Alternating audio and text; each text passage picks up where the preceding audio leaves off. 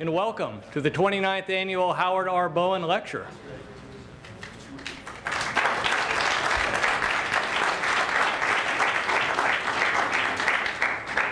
We have a few people streaming in. Let me just say thank you very much to our generous benefactors who have made this possible. Winifred Howsam and Helen Fisk, many years ago, started a colloquium. Actually, it was a small colloquium dealing with student personnel issues that eventually morphed into a colloquium dealing more broadly with higher education issues, and it was eventually named after Professor Howard R. Bowen.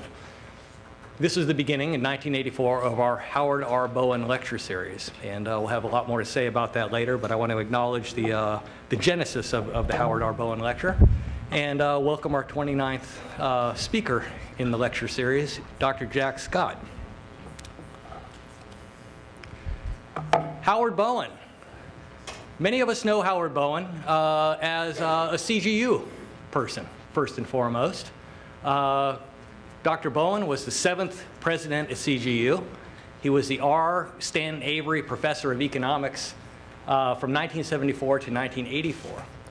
What fewer people might know is that he played a very important role, a nascent role in a critical area of economics, more critical today than perhaps when he was writing about this in the 1940s. He was the founding father of something that we now refer to as corporate social responsibility, CSR. And he wrote a seminal book in 1953 entitled The Social Responsibilities of the Businessman, which basically incorporated social theory into the study of economics and spoke strongly to the moral imperative that economics has in terms of thinking about the well-being of society. At the time, this was quite a left turn for economics, and this factored importantly into who Howard was and the contributions that he made.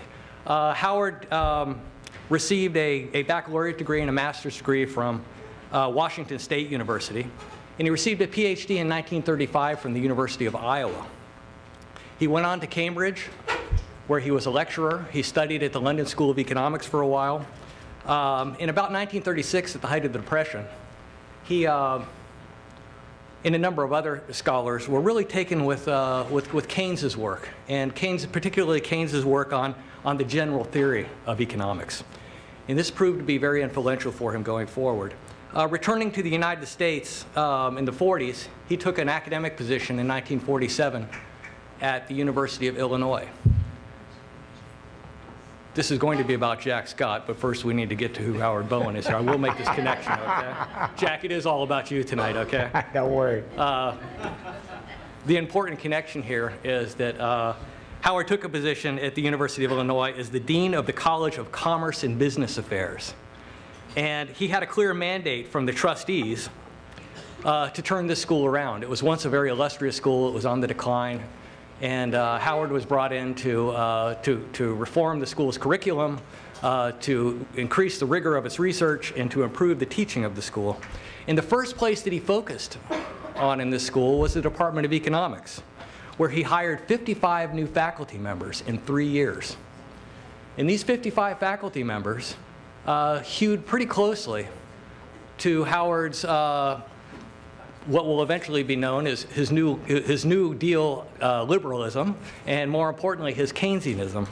And he managed to create a department in which he rewarded these new professors in ways that radically changed the tenor of the program and affected the entire field of economics at the time. Well, as happens in many places in higher education, there were vested interests intellectually in certain quarters, and Howard met some resistance from what we might term as the old guard. And the old guard in 1949 at the time mounted a publicity campaign. And they painted Howard broadly as a New Deal liberal with an anti-business bias, and asked the question, what is this man doing leading our business school? This was, if you recall the timing, at the height of McCarthyism. And so any broad claim by a group of intellectuals who are already suspect about one of their kind being a New Deal liberal with an anti-business bias in a business school did not play well among conservatives, and it eventually did not play well among trustees. And Howard Bowen was eventually forced to resign December 28th of 1950. He stepped back from economics and pursued administrative posts after that, and eventually wound up at Claremont Graduate University in 1974. Howard served as the president for a couple of years in the early 80s. While he was here, he worked with many people who are in this room. I see Jack Schuster sitting toward the front row here. A classic American professors, a national resource imperiled. Could have been written today, actually. As Howard's work on corporate social responsibility should have been listened to at the time and could be written today as well. By the way, just a side note on that, and Jack, we will eventually get to you. And I'm not a historian, just a fan of Howard Bowen's. A side note on that is that this book that Bowen wrote, The Social Responsibilities of the Businessman, became very obscure for about 20, 30 years. And in the late 90s, there was a tick up in citations of the work and the general idea of corporate social responsibility. The last 5 years, there have been hundreds of citations of this work that is still very, very difficult to get your hands on because it's out of print. The point is that Bowen was a man ahead of his time. Bowen was a man who was committed to the important social ideals and the well-being of society through economics or whatever field he was going to study. After his, what's referred to now actually is the Bowen controversy of the period, he devoted much of his work to education and economics of education. In fact, more than half of his 14 books dealt with issues of education. And one example was the one that I shared with you from Jack, but another that speaks to this vein of interest is one of my favorites, The Investment in Learning, The Value of American Higher Education, in which Howard develops, it's effectively a treatise on the social value of education as opposed to the private value of education, something that many of us have seemed to have lost, particularly over the last couple decades when we are interested in value added and in labor market outcomes and very tangible personal returns as opposed to the social returns. So at CGU, at the SES in particular, we embrace Howard's commitment to the social value and to the social principles of education and economics, and we're delighted to have him, in fact honored to have him as a forebearer of our thinking in our commitments in the school. Ah, but there's Jack Allen Scott. I told you we'd get to Dr. Scott. Dr. Scott is a graduate of CGU, American history. Spent a little bit of time at Yale, received a Master's of Divinity, met his lovely wife, Lakrita, who's sitting in the front row with us tonight, at Abilene Christian. I imagine it was college at the time, university now. Jack comes to us as a scholar in residence within the School of Educational Studies, just joined us after stepping down in September as the 14th chancellor of the California Community Colleges. Jack served in the Assembly for 12 years, the Assembly for 4 years, served as a state senator for 8 years. He chaired every important committee relating to education and has been noted by many groups, the California Federation of Teachers, the Association of California Community College Administrators, California State University, among just a few, as being the legislator of the year at some point during his tenure in Sacramento. Jack has, don't even know where to start here. First, let's just say Jack led the 112 California community colleges through some of their most sweeping reforms, without question. His legacy will include his work on the California Community Colleges Student Success Task Force and the Associate Degree for Transfer program.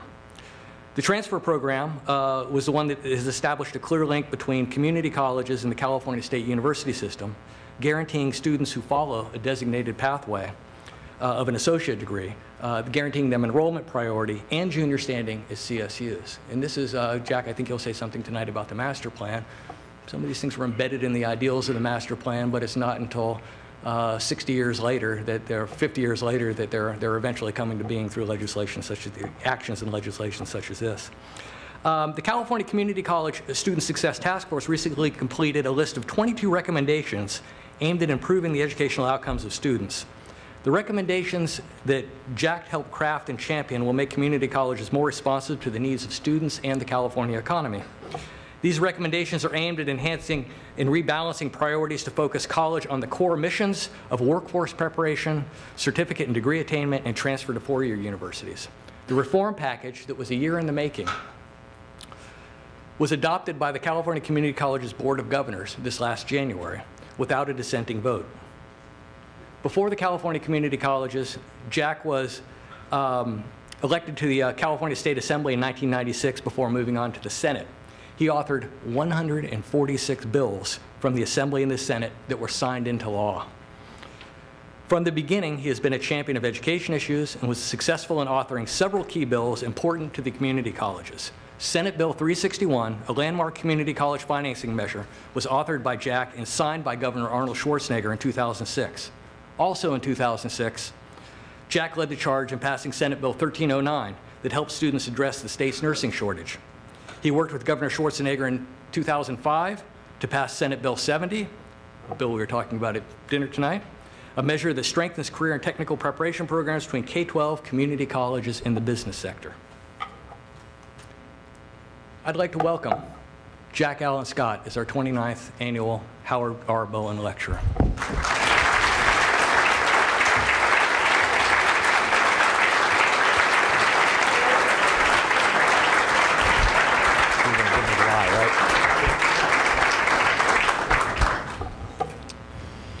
Well, thank you very much, Scott, for that very generous introduction. I don't know whether my voice is a little bit too loud with this loudspeaker. Well, maybe we can turn it down a little bit then. I was blessed very early with a loud voice, and so are you solving that problem? Thought I was getting just a little feedback, so I didn't want to do that. Well, I really look forward to this. Of course, I've been very excited about the fact that I'm coming here to Claremont Graduate University as scholar in residence. Now, I was a little concerned about that. I didn't know whether that sounded a little pretentious, whether I was supposed to suddenly start wearing a tweed jacket and smoking a pipe, and some way or another taking on the role of a scholar. But I'll do my best. And of course, it's great to be here at Claremont Graduate University, a place for which I have a lot of affection. This was a place where I got my PhD. I was able to study here, found the atmosphere terribly exciting and enriching, and I owe a great deal to this place. And so it was thrilling right after I announced my retirement that I got a letter inviting me to work with Claremont Graduate University, which I accepted very quickly. I'm honored also to, to be the 29th annual Howard R. Bowen Lecture. I recall on one occasion hearing Howard Bowen being very impressed by his insights, by his extensive knowledge, and just the general character of the man. And so it is a great honor to be with you tonight. There was reference made to the master plan, and I'm going to talk tonight about California's disinvestment in higher education, its consequences, and how to fix it. And first, I'm going to talk a little bit, of course, about the disinvestment. Maybe that's something you already know about, but let's explore a little bit of the details.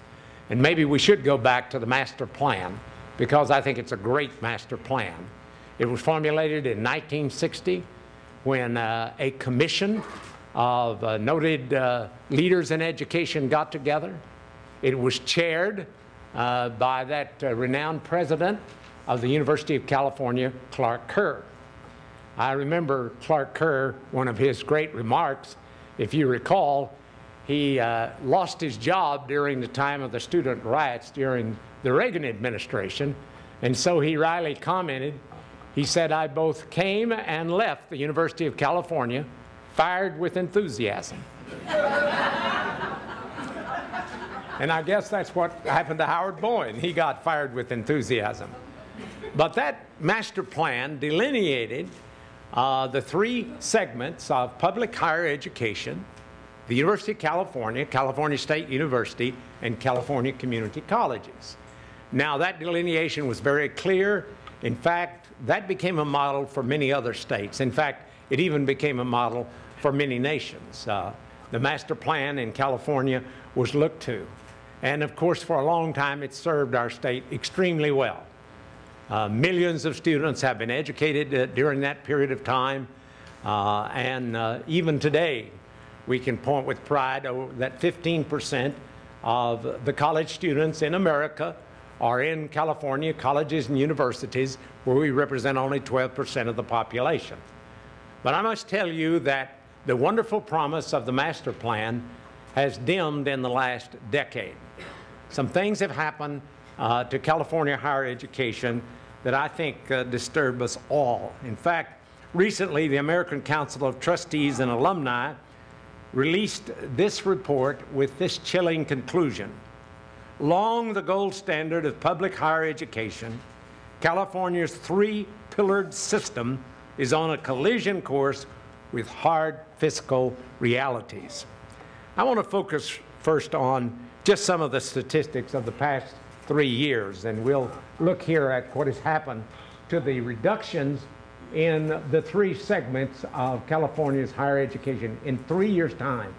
University of California has taken $1 billion cut, California State University has taken $1 billion cut, and California community colleges has taken an $810 million cut. Now, if you want to know the magnitude of that, stop and think about that the state was giving the University of California at the beginning of this $3 billion, so they're approximately now giving them $2 billion. So they have taken draconian cuts, and it's, of course, caused a decline. And I want to talk a little bit about what it is that caused this decline. Why has this suddenly hit the state of California? Well, of course, the most obvious reason that comes to mind is the fact that there's been a recession. In fact, the recession in California, the state tax revenues in 2007 was $129.7 billion. Just a year later, these revenues had plunged to $114.8 billion, which is a 17% decline. But there are other underlying problems. It wasn't just what happened in the recession, because this decline in funding for California's public education, public higher education, has been a long time in the making. Now, we can go back, for instance, to 1978, when California passed Proposition 13. Now, Proposition 13 greatly reduced the amount of property tax that California began to receive. And as a result of that, we became much more dependent upon state income tax rather than on property tax. Well, any of you who have studied economics know that income tax is much more volatile than property tax. And so the boom and the bust that was typical of California and its economy was seen in the rise in state revenue and then the sudden drop in state revenue.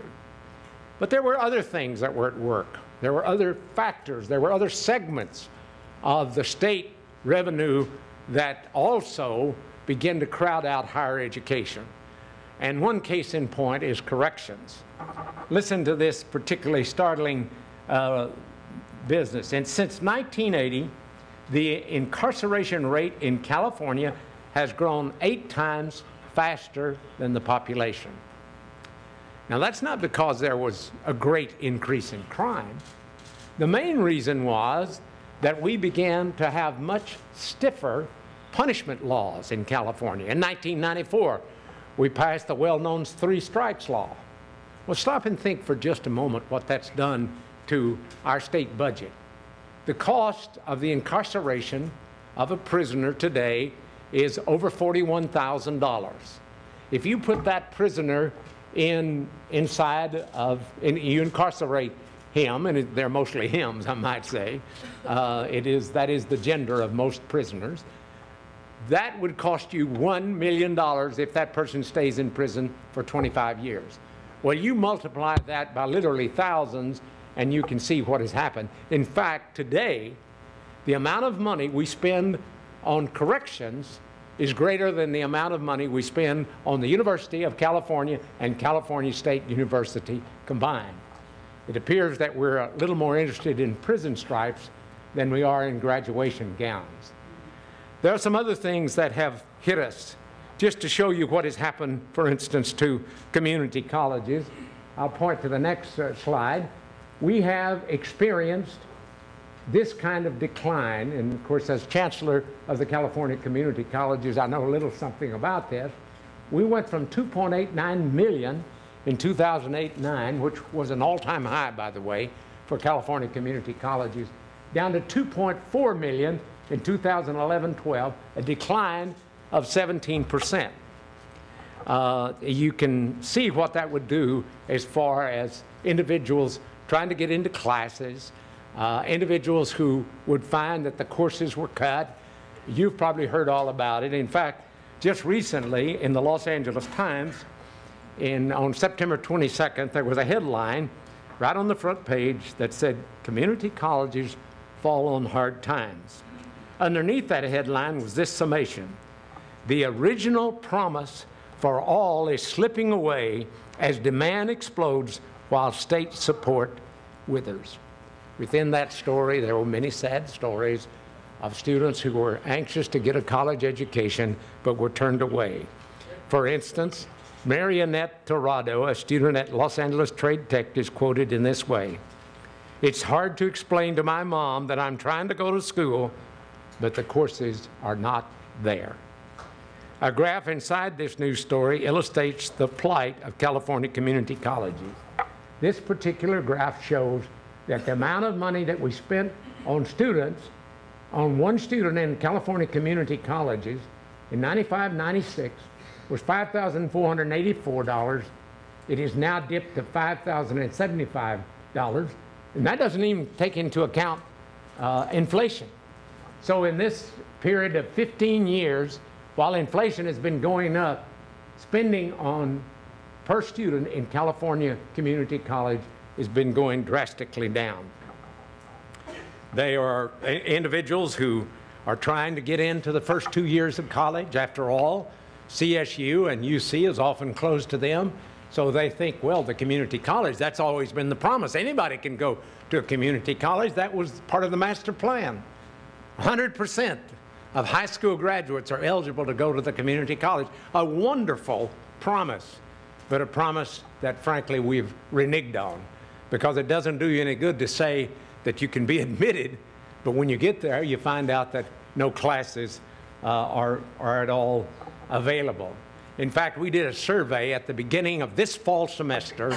We found out that there were 470,000 students on wait list in the community colleges.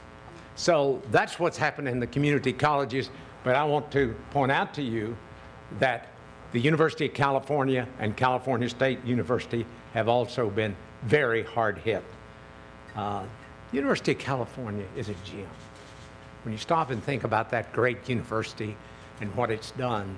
In fact, in a recent academic ranking of world universities, 8 UC campuses are on the list of the top 100 universities in the world. So that's quite an outstanding kind of notice. I could talk to you a little bit about the Nobel laureates and other things. In fact, California has more patents than any other university in the United States. It's had that top spot for over 18 years. So what's going to happen to that gem of a university as the funding slowly erodes? It's kind of a death by 1,000 cuts. The same thing's happening over at Cal State University. Cal State University is the workhorse of California universities. It educates 430,000 students, or 420,000, which is a dip, by the way, of 30,000 from 3 years ago. They're the ones that turn out engineers, social workers, teachers, all kinds of professionals. And yet we're slowly beginning to cut them. And one of the things that has happened is that we have seen a steep rise in tuition.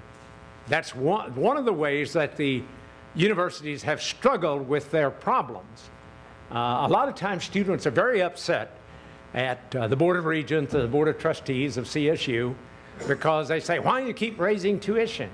Well, they ought to be upset at the state government because UC and CSU are raising tuition in order to survive, and even that doesn't quite solve the problem. Let's look, for instance, at the steep rise in tuition that's occurred at California State University and the University of California. In 5 years, the tuition and fees have increased by 73% at UC, rising to $13,202 annually. The same thing has happened at CSU. In fact, the percentage there is 83.8%, and the tuition at CSU is now $7,017 annually. Now, you might say, well, tuition's going up all over the country. Well, not at that steep a rate. It's been 24% in that same 5-year period throughout the nation, but it's been over 70% and over 80% in California. So we have had students struggling with what to do. Well, what have they done? Some have, frankly, gone out of state. Now, for the first time, there are more individuals, California students, who are going to out-of-state colleges and universities than out-of-state students coming to California colleges and universities. Some others have said, well, we'll simply turn to the for-profits. By the way, the for-profit colleges and universities are growing at a very fast rate. But there's a problem with the for-profits. If you've been reading your newspaper or you follow anything, you know that often students go deeply in debt when they go to the for-profits. Many of them don't complete their studies. In fact, a majority of their students, a congressional committee recently reported, headed by Senator Tom Harkin, that often a majority of their students that enroll in the for-profit college leave without a degree, half of those within 4 months. And the cost is much higher, 4 times as much as the comparable programs at community colleges and public universities. You might say, well, why don't they go to our wonderful independent colleges, such as the Claremont colleges? Well, of course, you well know that they are also at their capacity. They're educating 250,000 students in California, and I think are doing a wonderful job. But there's no way that they can accommodate all of those students. Besides, their tuition is normally at such a high rate that it would be very difficult for most of these students to enroll in our independent universities. So here we are. We've got a problem. Well, is education really important?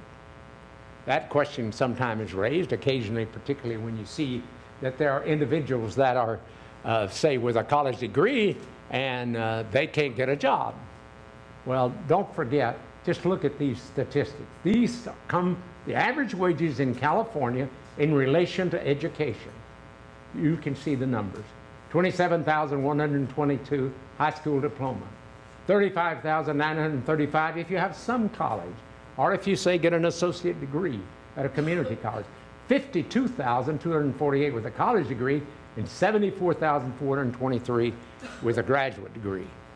So if you want some statistics that indicate exactly how a college education pays, that's very, very clear. In fact, it pays for the state of California. It's an investment. A study at the University of California recently revealed that for every dollar that the state invests in a student, that student in turn will return $4.50. How do they do that? Well, in the first place, they get better jobs and they pay more taxes. Plus, some of the social costs that come with less education, costs such as unemployment, costs such as incarceration, costs such as welfare, these are avoided generally for those who possess a college degree. Sometimes when I'm speaking to high school students, I say, you want to earn $1 million? And of course, I get their attention when I say that. I said, I'll tell you what, you stay in college and get a degree, and you earn over $1 million more in your lifetime than if you simply have a high school diploma. So this is one of the things that we need to know. In fact, the Public Policy Institute in California recently did a study, and they determined that in 2025, 41% of the jobs in California will need a college degree. And yet at the rate we're going, only 35% will. So I have to say the blunt facts are that we're going backward. This is all I can say to say that what's happening in California is very much unfortunate. Well, I just want to say that I could stop right here and we could all moan and cry together, and it might not be terribly profitable. So now I want to turn to the second part of my speech. I want to talk a little bit about how we're going to fix this problem. Now, I want to be very blunt with you. It's not going to be easy. It took us quite a number of years to get into this mess, and so we're not going to get out quickly. But I do believe that we have the resources and the ability to change the direction of what's happening in the state of California. And I'm going to suggest that it's going to take a concerted effort on the part, number one, of the state itself, and number two, those of us in higher education. Let's talk a little bit about what the state ought to do. Well, for one thing, the state has got to put more revenues into higher education. Many countries throughout the world today are pouring more and more money into their colleges and universities. You know why? Because they know the economic future of their countries are dependent on that. Look at the number of engineers that are being turned out by developing countries like China and India. Why are they putting all that money? Because they know that in a global economy in which there's a great deal dependent upon technological abilities and so forth, that you've got to educate your personnel. It's striking the number of jobs, even in this recession. I recently read a report which pointed out that as we are recovering from this recession, still the jobs available to someone who is a high school dropout or even a high school diploma are diminishing. The only job growth that's happening in America today are those with an education. So let's just say the state of California has got to recognize that it has failed in its responsibility to pay for higher education. And that's why, frankly, I'm a proponent of Proposition 30. Proposition 30 is not a perfect initiative, but Proposition 30 is a step in the right direction. It may be a Band-Aid, but we've got to stop the bleeding some way, somehow. And so I would like to just talk with you a little bit about what would happen if Proposition 30 does not occur. Here's what will happen. The K through 12, the public schools, will be cut by $4.8 billion. Now, that's a pretty drastic thing when you stop and think about it. And in fact, there's a lot of conversation that that would simply mean we'll have to shorten the school year, maybe as much as 3 weeks. Then over $800 million will be taken from colleges and universities. What does that mean? Tuition will rise again. I'll tell you what it means. It means that there'll once again be fewer classes. It means that students will once again be cheated out of their education. But I don't think we got to stop with Proposition 30. I think we've got to be constant advocates for more money for higher education. So I'm going to talk to you a little bit about how you need to be constantly talking to the media, talking to your friends, talking to your community. A lot of times, those of us in education have disdained politics because we've sort of thought we ought not to be saying anything. I'll tell you a story from American history. There was a populist leader in the late 19th century by the name of Mary Elizabeth Lease. She was once speaking to a group of Kansas farmers, and she said, you ought to raise less corn and more hell. Well, folks, I'm telling you the same thing. We've got to maybe desert our books for a little while and go to legislators and anybody that'll listen to us to tell us we've got to have more money for higher education. So all I'm trying to tell you is that, number one, that's what the state has got to do. But now I'm going to get to the uncomfortable part of my lecture, and I'm going to tell you some things we in higher education ought to be doing, because there are some things that we can do.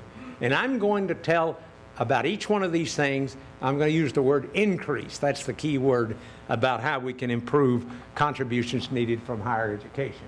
Well, we've got the first one up on the board: increase the college-going rate of high school graduates. Did you know it's rather shameful, but only 44% of high school graduates go directly to college in California. We happen to be 47th in the nation in that regard. Well, we got to turn that around. We've got to work and collaborate. One of the components that we've got to do is to collaborate with high school teachers more. You know, too often I think we in the college faculty tend to point our finger at high school and say, you're not doing your job. And of course they become defensive. Why don't we get together and collaborate and say, these are the kind of skills that you've got to have when you come to college? Because we have, as we talked about earlier today in our meeting with the Board of Visitors, remedial education is a huge problem in colleges and universities. It's true not so much of selective universities and colleges, after all. If you admit only those with high SAT scores and high grade point averages, the likelihood of their finishing is much greater. All of us know that. It's kind of like if you're a doctor and you happen to treat people with only minor ailments. They're the ones that are going to tend to recover. But we've got to look at the fact that there's a large number of our high school graduates who, for one reason or another, do not have the skills of math and English in order to survive. In fact, in the community college, over 70% of those who come to us happen to be those who are deficient in English, and over 80% are deficient in math. So we've got to work with our high school teachers. Not only that, but I applaud California State University in the fact that they're moving toward an early assessment of students. They go and give an assessment in the junior year. Why is that? Well, if someone passes both of those assessments in math and English, they get free entrance without taking an assessment test. But if they don't, they've been given a signal. You're short in English or math or maybe both. And maybe they can spend that senior year, which occasionally is a year when a lot of people waste a lot of time, and they can think about, well, hey, now's the time I better buckle down and improve my English or math skills so that when I go to college, I can be assessed and I immediately can get in to freshman English or freshman math. I think we ought to be more active in our outreach to students, particularly those in underserved communities. Once again, I want to applaud CSU in the work they did with what they called Super Sundays. They went out to African American churches and they began to point out the advantage of college, and they began to also point out how that what it takes to succeed in college. And they saw an immediate rise in the number of African American students that they had at CSU.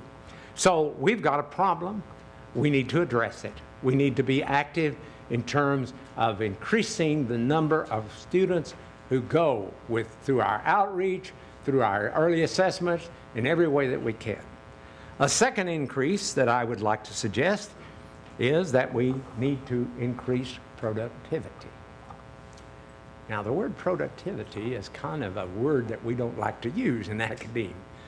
It sounds too corporate, or maybe just a little too capitalistic. But frankly, productivity has got to be something we've got to think about. And I'm going to tell you that right now, there's a great deal of accountability that's in the air. I read recently, for instance, that in a program in the Republican platform, they gave higher education this imperative: students and their families should be armed with information about degree completion rates, loan completion rates, and future earnings as they consider colleges. So we've got to recognize that we've got to look at our practices and find out ways in which we can be more effective, in which we can be more productive.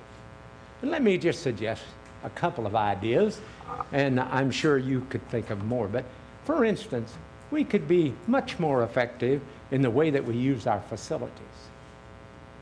Most of our colleges and universities do not use their facilities very effectively in the evenings, in the weekends, and in the summer months. And frankly, for-profit colleges have found that there are a lot of students who like to attend at those times, and they're willing to schedule classes at those times. I think our failure to schedule classes at that time is not so much a lack of student demand, it's that our faculty is a little reluctant to teach at that time. And so we've got to say, we can't keep asking the public to keep building more and more facilities and find out that they're only used 2/3 of the time. So that's one way we could increase our productivity. A second way that we could increase our productivity is that we've got to look very carefully at our curriculum. And we've got to make a determination of those things that are actually leading to jobs, and perhaps that part of the curriculum that is not leading to jobs. I know there was a raging debate a few months ago. I happened to read it pretty carefully in the Chronicle of Higher Education that had to do with debates about whether we ought to be a little cautious about turning out more PhDs in English. And the point was, and of course you got a lot of people who wrote in who had those PhDs in English who hadn't been able to find any kind of job. And so the question was raised, why do we keep doing this? And so sometime we are frankly responding to pressures within the university rather than the job opportunities outside the university. Well, we've got to make a careful analysis of our course schedules. We've got to make a careful analysis of our curriculum, and we've got to respond to what the real demands are, where the jobs are, where the demand is as far as students are concerned, rather than simply saying some pressures that are within our institutions leading in that direction. So increase productivity. A third thing that I'm going to suggest is we need to increase innovation. If you do any study of commerce, you know that actually innovation is absolutely necessary to survival. Look at the automobile industry. You have names Packard, Nash, Hudson. Any of you remember names like that? They don't exist anymore. And actually, Chrysler and General Motors almost went the same way, till they decided we're going to be very anxious to find out what the customer wants, and we're going to retool in such a way. And now they seem to be thriving. Well, we may own a monopoly in some sense, and so we don't innovate quite the way we ought to. But the point is that there are some things that are sort of nipping at our heels. One is those for-profit colleges that I pointed out earlier. I'm not particularly enthusiastic about the product, but they are saying, in effect, we're willing to innovate. Let me just cite one illustration, and it's one that's probably on a lot of our minds: online learning, distance education. You know, when you stop and think about it, in the 1990s, the tremendous burst in productivity in American industry, a lot of that came as a result of computerization. In academia, we've been a little slow about that. We've been a little reluctant. But you know, if, for instance, let's just use an illustration, if intermediate algebra can be taught effectively online and get the same results that happens in a classroom, why do we close the door to doing that sort of thing? Now, we can examine courses. There are some courses that would not be appropriate online. There are other courses that ought to be hybrid. But just to dig in our heels and say, well, that distance education, that's something that I'm just against. I guess it's kind of in the time in the medieval ages, probably when the universities looked around and said, what's this new thing called books? After all, you can learn better if they just come to my classroom and have my teaching. So we've got to recognize that distance education does have some advantages. It has the advantage of the person's time and place. They can undertake this study, this learning at their own home at the time they want to do it. They can do it at their own pace. So all I'm saying is that this isn't something that we can close the door on. Now, most of our colleges and universities are moving in that direction. I know in the community colleges, over 95% of our offerings today are online learning. But there's been resistance to that kind of innovation. I'm not just talking about online learning, I'm talking about all kinds of innovation. We've got to increase our innovation. We can't leave ourselves open to the criticism that we've got to do things in the old way, we've always done them, because that's the way they ought to be done. And then the next increase I would suggest is increased private funding. Now, I don't have to say that to Claremont colleges or to Stanford University or the University of Southern California. Their very survival depends on it. But the public universities and colleges need to move in that direction. University of California is doing right well, frankly. They raised last year $1.6 billion in private funding, and they have a $10 billion endowment. CSU is moving well in that direction. For instance, I read recently that CSU at San Diego raised $74 million last year. But those of us in the community college, we really haven't caught on to that, and we've got to catch on to that. There are businesses, hospitals, that would help us in our career technical programs if we just got out and asked them to do it. There are alumni that would care about us. So we've got to increase private funding. And we've got a good cause to say it. We can say, today we're not getting state funding. So we need more private funding. We need your help. The only way we can offer these courses. So we need to increase private funding. And then I'd like to also say we need to increase student completion rates. Access is a wonderful thing, but frankly, if we get somebody in and they drop out, maybe we haven't exactly done what we ought to do. So all I'm saying is we need to increase student completion rates. University of California has a high completion rate because they accept only the top 12.5%, and they require you to go full time. And those are two keys to a high completion rate, is a full-time student. But CSU does not have a great completion rate. They have something like a little over 50% of the, I don't know what that's doing, going up and down, but I guess that has some advantage. But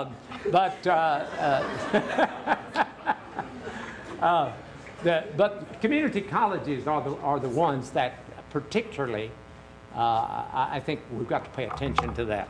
Excuse me, am I pressing something? Oh, I was to blame. All right, apology. And we undertook something like that this past year. Student completion, we call it our Student Success Task Force.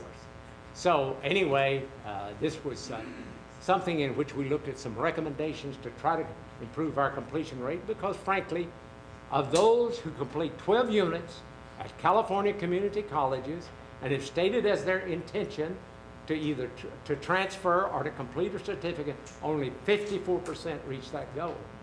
So we let a lot of people in, but too many of them drop out.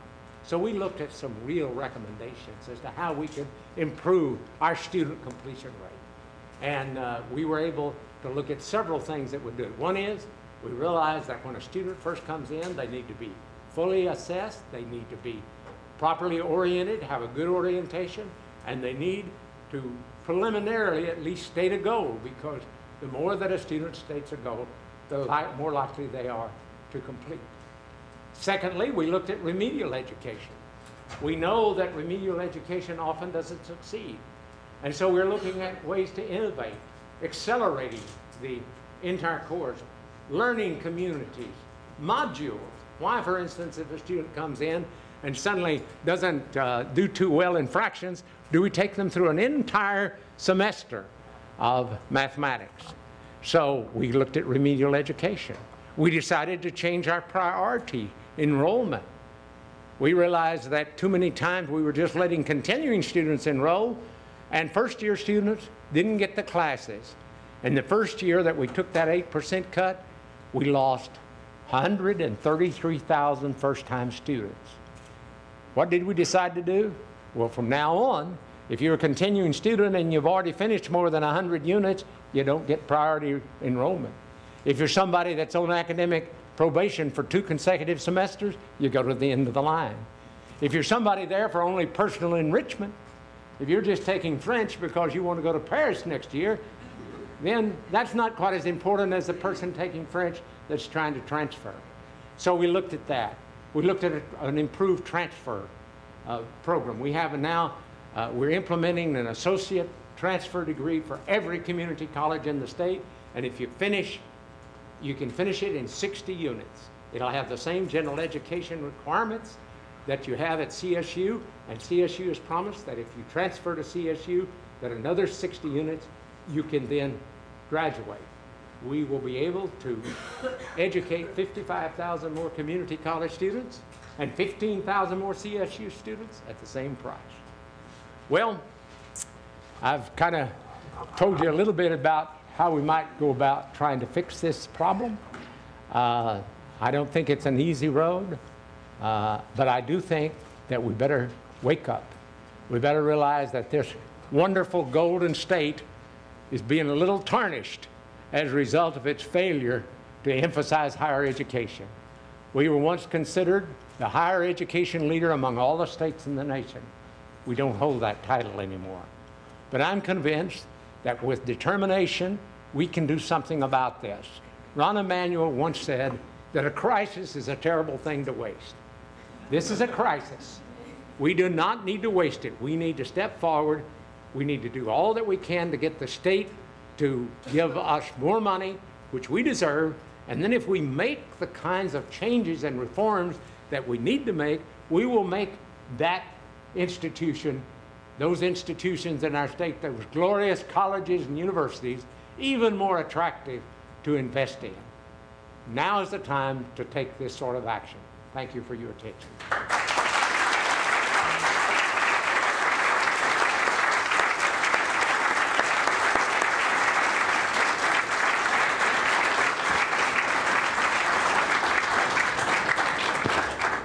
Thank you very much, Jack. We have about 20 minutes for questions and discussion. And Jack, I think, seeing as you've now figured out all the different controls up here on the control panel, I think we're ready to let you solo up here. Okay? All right. Yeah, so we'll move my notes off of that. We'll move your notes off of that thing, okay. and I'll let you handle the questions and discussion. Okay. Do you have? Here's the question. Yes. Hi, I have a question. First, I appreciate all your compliments to my school. I go to Cal State, and I'm Cal State Bowen. But I had a little bit of an issue with using this private funding. I'm currently doing a master's on neoliberalism, and I find that private funding is actually terribly problematic. For instance, MIT, the robotics department, recently got 80% from private security firms. Of course, they're not spending their money trying to cure cancer. They built instead a robot which kills people. The other thing is, recently with regards to a medical university, they just sold off a genetic information with regards to breast cancer research. So next, every time somebody wants to get that information, they have to pay a company called Myriad Genetics to get that information. Finally, at my own campus, there's now a lovely business building that is called Mahalo Hall, which has been built with embezzled funds. What kind of funds? Embezzled funds. Stephen J. Mahalo is being investigated by the FBI with regards to insider trading and embezzled funds. So I'm wondering how private funding is good. Well, for one thing, as almost anything, you can cite some abuses. You know, that's quite easy to do. I think if suddenly Claremont colleges were to say, we can't take private funding anymore, then of course it would wither and die. And we would remain pure, but we would remain pure and broke. So I think you can cite some abuses, and I think anytime you take private funding, you have to look the private funding in the face and say, what is this for, and does it have strings attached? I recall some instances, for instance, where I believe it was the University of Southern California that refused some private funding because it had to do with the fact that I think somebody from one of the Arab countries was wanting to fund something that they felt had some anti-Semitic overtones to it. So the thing you have to do in seeking private funding is to simply seek it and say, well, what's it for? And you can always turn down private funding. But on the other hand, if, for instance, say a community college, were to go to the hospital and receive from that hospital funding so they could educate more nurses, who in the world would quarrel with that? Because after all, it's in the hospital's interest and it's in the community college's interest. And so, and frankly, you know, I don't think any of us can always say that when we receive a contribution that we can guarantee that the purity of the individual is such that we have gone back and investigated his background. Now, you know, I guess if Al Capone had offered a big endowment to a university, they might well have turned it down. But on the other hand, I'm not sure that Claremont College, and I don't know this case you're talking about, but knew whether this man is guilty of embezzlement or not. Yes? Jack, another great American invention in higher education is quality control through peer-based accreditation. Do you think our accreditation process as it exists today is helping, hindering, or really doing nothing about the issues that you've talked about today? Well, I'm a believer in accreditation. There are 6 regional accrediting bodies, and probably when you weigh the possibility of the national government doing the accrediting and the regional bodies, which are voluntary, doing the accrediting, then I think we probably are better off with the regional bodies. Now, does that mean they do a perfect job? It's voluntary, and I think most of us would think that the colleges profit from it. Sometimes there are instances when I think that accrediting commissions have been too harsh. But one of the things that I think we clearly must have, you know, is that every Tom, Dick, and Harry that starts an institution, if it had the same kind of authenticity that, say, a place like this has, that would be very unfortunate. Fortunately, the WASC accrediting says, you know, an accredited degree stands for something, and if you get a degree from Wally Mack's trucking college, that's not quite as good. So I'd say overall I'd be in favor. All of us within these institutions can question some of the actions taken. Yes? My name is Jen Neves, and I go to JP College Community. Hi, my name is Jen Neves, and I go to JP Community College. And one of the biggest problems I find is that our educators do have a disdain when it comes for us trying to promote Prop 30 on campus. They're like, no, you can't do that on campus. How do we work around that? Also, I've gone to Bob Huff's office, our local senator. I've gone to Senator Dutton's office, and they tell me, Jen, no matter what it is, when it comes to higher education, if it's raising taxes, I'm not going to vote for it. And so how do we overcome that obstacle with our local representatives in community colleges?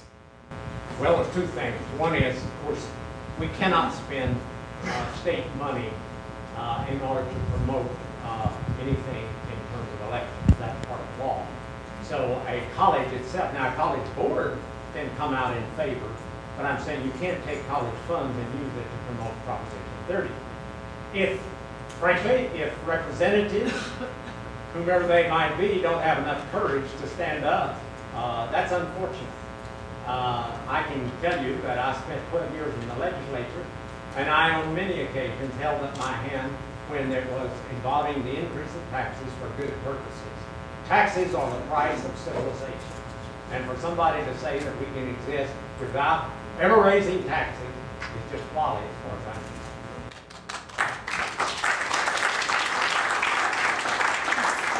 concerned. Yes. First of all, I want to say that it's been a pleasure to be here and to hear your speech. And my question has to do with what you said about prioritizing what students get, what classes. And I'm wondering, even though I agree with the examples that you gave, I'm wondering if that isn't a conversation about changing the community college multipurpose mission? When you start, yeah, right. Well, here's the thing. At a time when you ration enrollment, and by the way, the community colleges didn't ration enrollment. We rationed enrollment because the state rationed enrollment. They cut our funds. And for us to say that it's just as important for an older adult to take stitchery as it is for a freshman student to take chemistry and math, I think is unfortunate. And so I've been very bold, and I've gotten some letters, you know. I took a class in aerobics for seniors, and I have arthritis, and that's really bad. If you mean you would rather see that you get that class than that somebody who is genuinely wanting to transfer, or somebody who is out of work and wants to take one of our career technical classes like nursing or auto tech or something like that, that you should have priority over those people? We're not saying you can't go. If there's room in that class, you can go. But you should not have priority. And after all, the primary mission, if you go back to the master plan, the primary mission of the community college was academic and vocational. Didn't say anything about personal enrichment. We added those classes, and they were good classes. But I don't think they should have the priority. And that classes that have to do with those who are desperately in need of transfer courses or career technical courses. Yes, sir. So you mentioned how in the solution section you mentioned how specifically that the state got Can people hear me? I need the mic. I'm gonna go ahead and get on the mic then. So you mentioned how we needed to advocate for more revenues into colleges and universities by advocating at a state level through politics. But what if advocating for change through politics does not work? What other solutions and strategies should we look to change the reality of investing in the prison industrial complex and not into higher education? Well, I said to you that, number one, the state has an obligation. And we as citizens, for instance, I'm going to tell you, now I'm going to be directed here. Right now, one proposition on the ballot is to try to at least limit the harsh effects of the three strikes law. I would advise you to vote for that. It is, as I said, the fact that since 1980, our incarceration rate has grown 8 times the rate of our population. You know, when you stop and think about the huge number of people that are in our prisons, and in some cases for rather non-violent offenses. Now, am I for putting away some violent criminal for life? Of course I am. I'm not trying to argue that. But are we a whole lot safer than we were in 1980 as a result of this very kind of harsh, strict punishment law that we've set in effect? No, we're not safer, and not only that, we almost have gone broke doing it. And I can go in a little more detail, if you want me to, about how that there has been a very powerful union. The prison guard union has been very effective in terms of the contributions that they have made in this regard, and of course, they normally are for much stricter laws. Wonder why. Anyway, next question. Yes. First of all, thank you, Dr. Scott, for your time. And I do want to follow up on the question that was just raised because, you know, like many students who are in the room, we're concerned about our sense of calling and vocation too as educators and researchers. And we've received such remarkable training here at CGU to think about issues of accountability, but not for accountability's sake, but for justice. So as I listened to your presentation, which I find very useful and important and informed for that matter, what I hear in the presentation underneath it is sort of a movement toward maintaining the existing hierarchy as it is. So in other words, degree completion increases, workforce development remains intact, and more people go off to college. And those are substantive changes in a society, and yet as an ideological concern, I wonder about what happens when there's an ideology that emerges and gets reified over and over again that we never quite interrupt. The kinds of dynamics that would create mass incarceration, the kinds of dynamics that would disproportionately marginalize and create disposable populations who will continue to remain shut out of the existing social hierarchy. I'm trying to sort of find a way to not simply work within the system, if that makes sense. And this is where I want you to tell me, am I being too naive, you know, as a student? I want to find a way to interrupt a system that produces those conditions.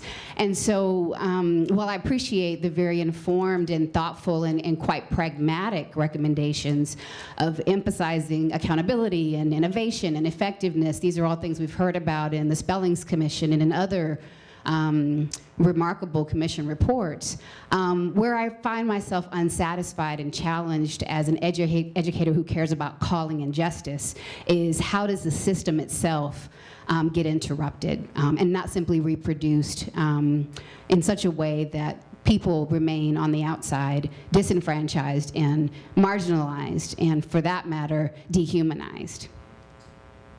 Well, of course, you've raised some very important issues. Let me mention a few things that I think maybe I've addressed in my speech that may help in terms of addressing the underserved population. For one thing, when I tell you that priority registration in the community college ought to go to those who are out of work, those who are seeking transfer, 49% of the entering students in California community colleges are either African American or Latino. If we block those people from getting an education, and the community college is probably the biggest part of entrance for the marginalized population. If we allow individuals who have just been professional students accumulating 150 units and not exactly going anywhere, or the older person who just wants to enrich his or her life, that's not a bad thing. But it's forcing those individuals, the underserved population, not being able to get the classes that they need. So, how much of a, if you're suggesting, well, let's go for some more radical change. Well, I'll tell you one thing that I think is a radical change is if we reverse our imprisonment. If we're going to continue down this path of imprisoning our population, if you want to read a disturbing book, and I'm sorry I can't remember her name, but the emergence of Jim Crowism that suggests that black males are being imprisoned at a far greater rate than anyone else, and as a result they're being disenfranchised, that's the kind of thing we ought to be tackling. So if we tackle the injustice that's going into an over-exuberant imprisonment rate, if we look at the fact that we're going to try to do all that we can to let those first-year students in, and any other kind of change that you can suggest, one of the things that I will compliment UC and CSU on is that even when they raised tuition, they increased financial aid considerably. And so as a result of that, those students who could not afford, or who had to have financial aid in order to get into UCs, are getting financial aid of an increased nature as a result of the policies of both CSU and UC. So I think those colleges are struggling with this idea. And I'm sorry I don't have the statistics right now, but I can tell you that right now that UC has a higher percentage of Pell Grant students than is typical, not only typical, than any other research university in the United States. So they can do more, but I can tell you that they're doing something to address this issue. And we can energize ourselves even more to try to do what we can, because if we end up, and I think we're on the road to ending up that way, if we end up with a highly educated elite and a low educated underpopulation, the disparity of income in the United States is going to grow and grow. And that is social dynamite. And that's a bad thing to happen.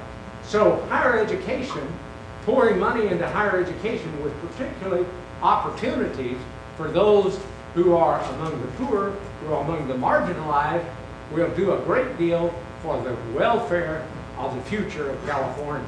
And I would join hands with you in all those measures that would do that.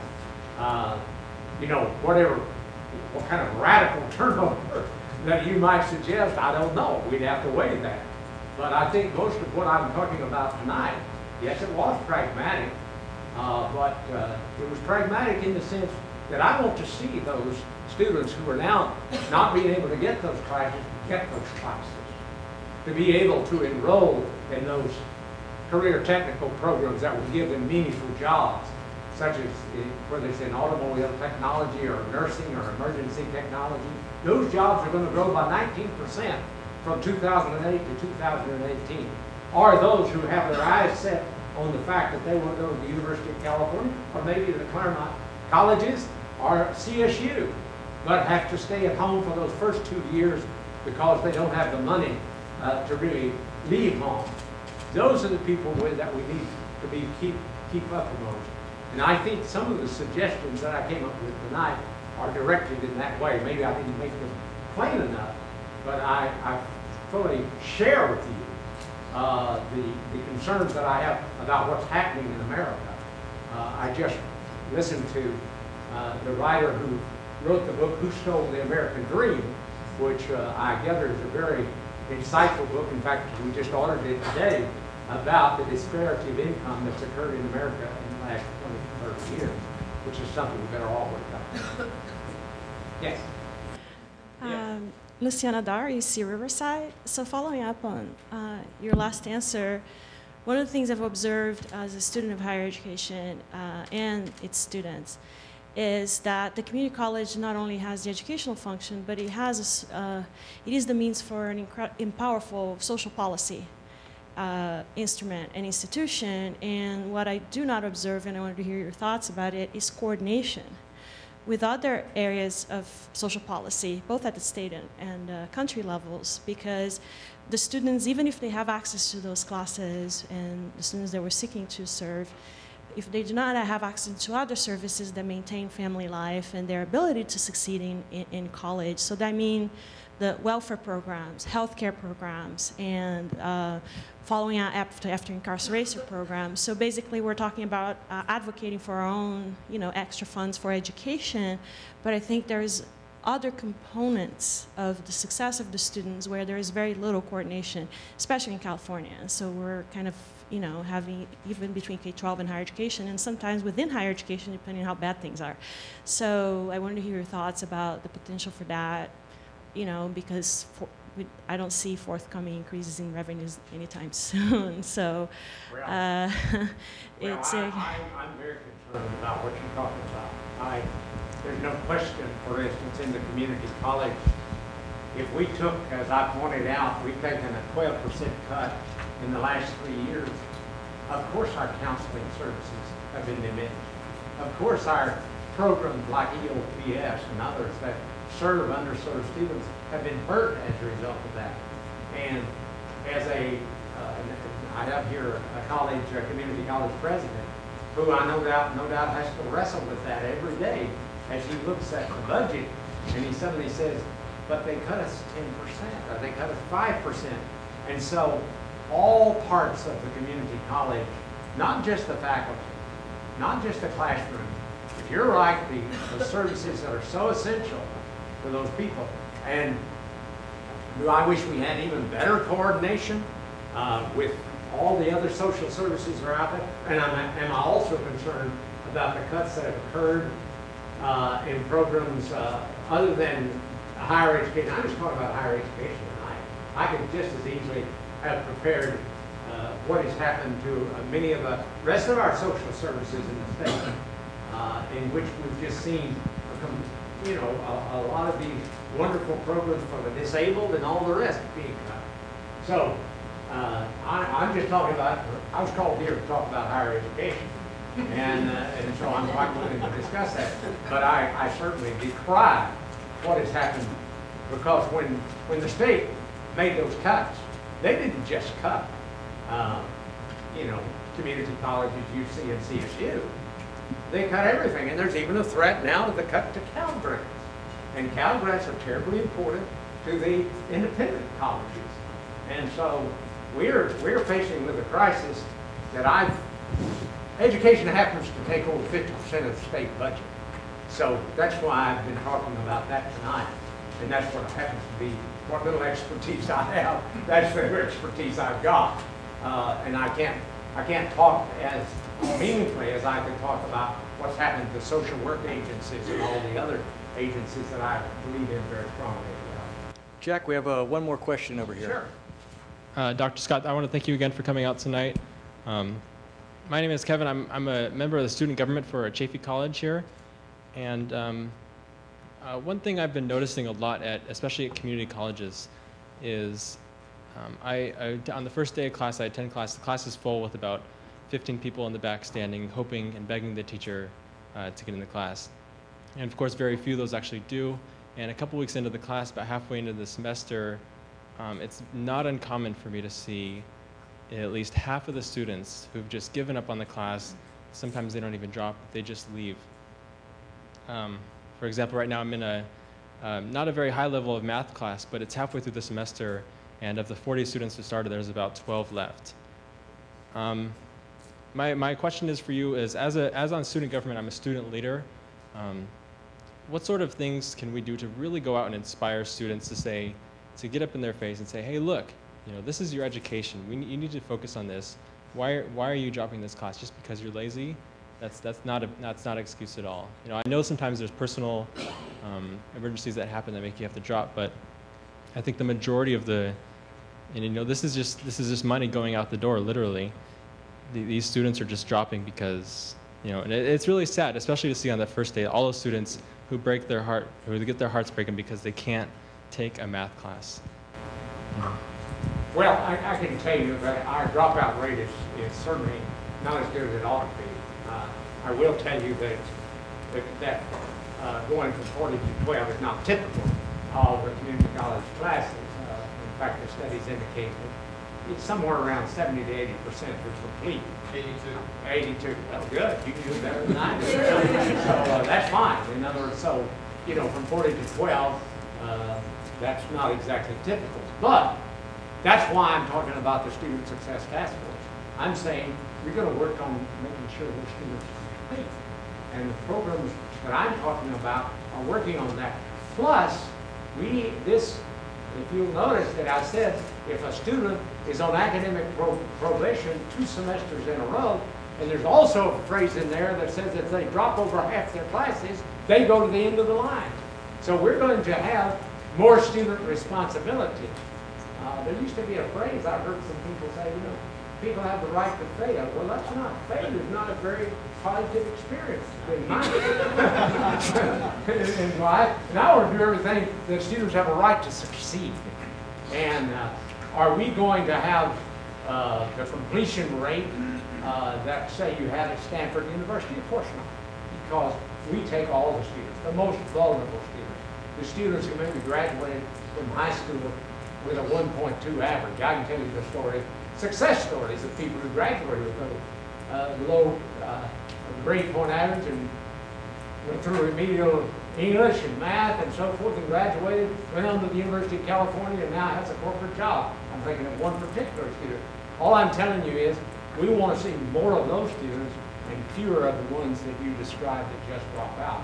And we know that we not only have to say the institution has to do something, but we want to put some responsibility on the shoulders of the student and say, you have to do something. You have a precious opportunity to attend class here. And if you don't take advantage of it, there are people waiting in line that will take advantage of it, and they deserve it.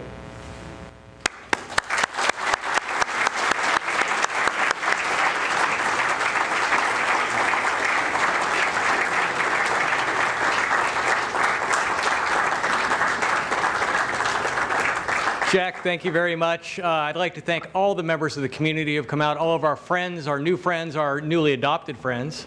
We're going to have a small reception out in the lobby. It's a small lobby, so it will be a small reception, but you'll have a chance to engage Jack and his family out in the lobby. So thank you very much. We look forward to seeing you at the 30th annual Howard R. Bowen Lecture next year.